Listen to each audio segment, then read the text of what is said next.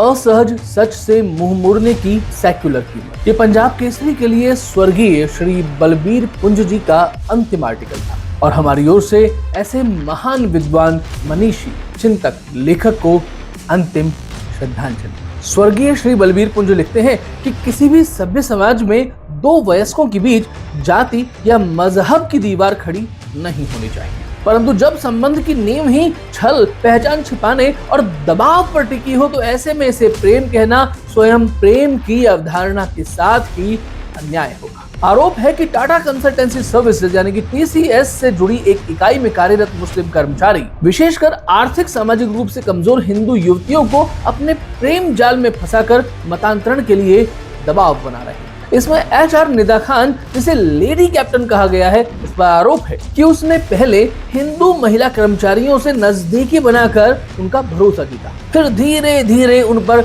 नमाज पढ़ने और हिजाब अपनाने का दबाव थोपना शुरू कर दिया।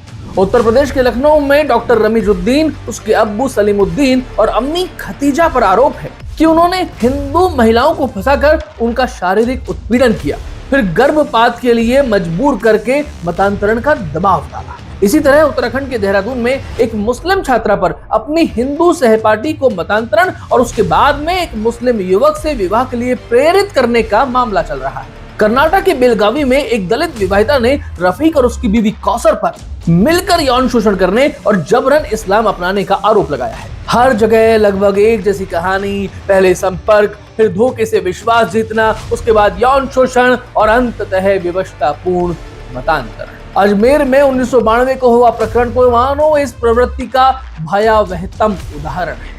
शॉकिंग तो ये भी है कि इस मामले में पूरे 3 दशक यानी कि 30 साल बाद अदालत ने 6 दोषियों को अगस्त 2024 में आजीवन कारावास की सजा सुनाई थी। एक्चुअली यहाँ ये मान लेना भी गलत होगा कि संगठित मजहबी प्रवृत्ति हालिया या कुछ वर्ष पुरानी है। एक अमेरिकी ईसाई मिशनरी क्लिफोर्ड मैनशर्ट ने 1936 में लंदन से प्रकाशित अपनी पुस्तक the Hindu Muslim problems in India में उद्धृत किया था कि मुसलमान भरोसे के लायक नहीं, वे हिंदुओं की महिलाओं को चुराने और बहलाने बहकाने की कोशिश करते हैं।